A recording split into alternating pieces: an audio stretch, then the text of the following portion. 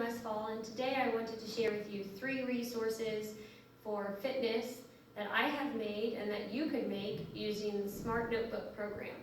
I've made mine using Smart Notebook 15. Smart Notebook is a program that lets you project onto a smart board in which the students can manipulate through the slides themselves, or like in this case, if you don't have a actual smart board, you can still project it onto a screen and have the teacher or somebody clicking from the computer to manipulate through the slides. I've used it both ways. In our gym, we don't have smart boards, and so I project it and manipulate through the slides. In the classrooms, we have smart boards, and so I let the students click through by touching the buttons on the board. I'll show you using the projector today, and our cameraman's also going to be our instructor and clicker. Starting with deal or no deal. Some of you might be familiar with this game. In this game, they are going to take a deal or leave a deal. Again, this is a fitness activity, and we'll get started by just pretending we would hit this button right here if we were a student and it was a smart board. In deal or no deal, I start with a random number generator. That's a tool you can find through the media gallery in Smart Notebook. And this random number generator allows you to set a minimum and maximum number by simply pushing the arrow here, the drop-down arrow, and you can set a minimum and maximum range. So if I clicked on this, I could have set a minimum of 20 and a maximum of 50 punch-out push-ups, whatever I want my students to do. I don't want my students to know what the range is, though, because I don't want them to know what the possible number of activities they might have to do is. So we close the arrow, we click on the white blank space, and there's our random number. It's 20, and so the option is 20 punch-out push-ups.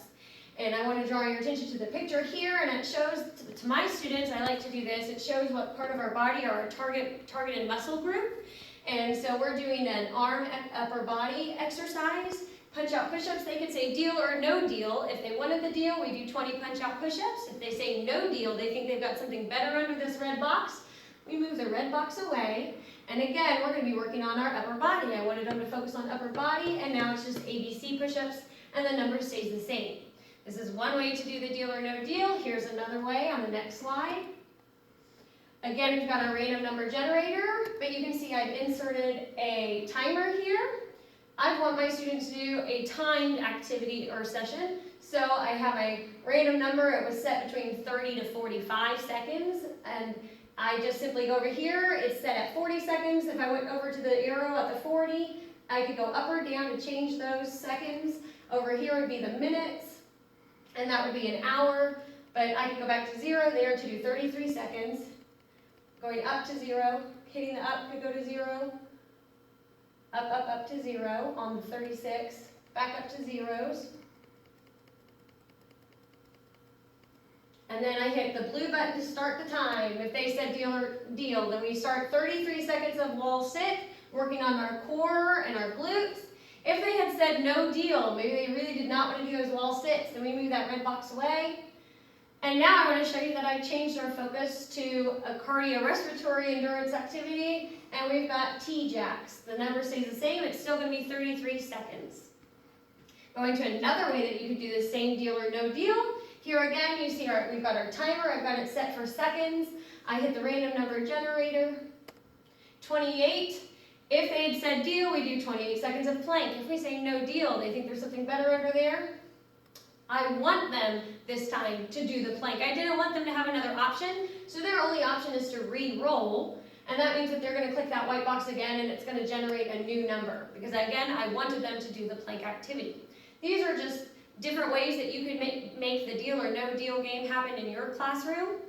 My students have a lot of fun with this game, and oftentimes in the classroom, it's great because we have a limited space, and we're still getting our fitness activity in, and we're still getting our heart rates up. And I'm going to look for students who are working really hard in the classroom to be able to manipulate through the screen when I am not using the screen. And the students really like being able to manipulate the screen and decide for themselves if they want to take the deal or not. Going into the next activity, this is fitness dice roll. Again, this is a fitness exercise, and I like to do this in the classroom, but it could be a warm-up or part of your fitness activity in the gym. Going here. Here I just put in 2 dice, which again are part of the media tools in Smart Notebook. I inserted 2 different dice. If we just click the dice, it's going to roll. Great. Here we've got 3. We roll again. And 3 again. So if I was working with primary grades, we would add those 2 numbers. If I'm working with intermediate grades, we multiply them. So then we go, let's say it's primary 3 plus 3 is 6. And we go through a round of 6 of each of these. 6 jumping jacks, 6 windmill push-ups, 6 squats, and 6 bicycle crunches. In this one, I want to bring your attention to the fact that I tried to create exercises that focus on all the different parts of our targeted areas. So we have our cardiorespiratory endurance, and then we have muscular strength and endurance, starting with our upper body, our core, and then our lower body. I did this on purpose. And so they are going to target all different parts of their body through 1 round of 6 of each. Going to the next way, you could do the same fitness dice roll. Again, we would click the dice and we would add or multiply. If we clicked our dice, we've got 1 and 3. So 1 times 3 would be 3. So we would do a round of 3 forward lunges, backward lunges, squats, calf raises. You can see that all of those are lower body. And in this one, I intentionally did all lower body. You could do a slide of lower body, a slide of upper body, or you could mix it up just like I did. That would be your choice on how you want to do fitness. Again, my students really like this one, and it's great to use in small groups when you're doing fitness rotations or in the classroom when you have limited space. The last activity that I've made through Smart Notebook is Would You Rather. Again, you might be familiar with this activity. This is just one way that you can make it on your own if you have the Smart Notebook program. Going here, I've inserted a different timer. I like this timer because it can get pretty big for the students to see. Again, you can set it, and you can see here it's easier to set because you can choose how many seconds by each arrow. So you can do it by groups of 10 seconds or by ones. You can get into the minutes and the hour. Here, all they're going to do is pick, would you rather do bicycle crunches or rows is the option. You can give them as many options as you want. I just stuck with 2 for this example. And again, I like to show that we're working right now on our core muscles.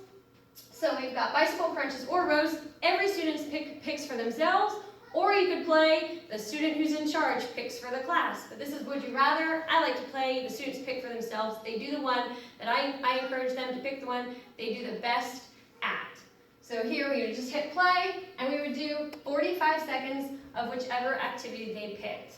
The only other way you might do this one is going through and making sure that, showing that you've got a targeted again area, lower body, upper body, and we have cardiorespiratory for this one. Again, it's would you rather, they get to pick, and the students really like this. These are just 3 different resources that I've used in the gym and that I really like to use in the classroom when I have limited space.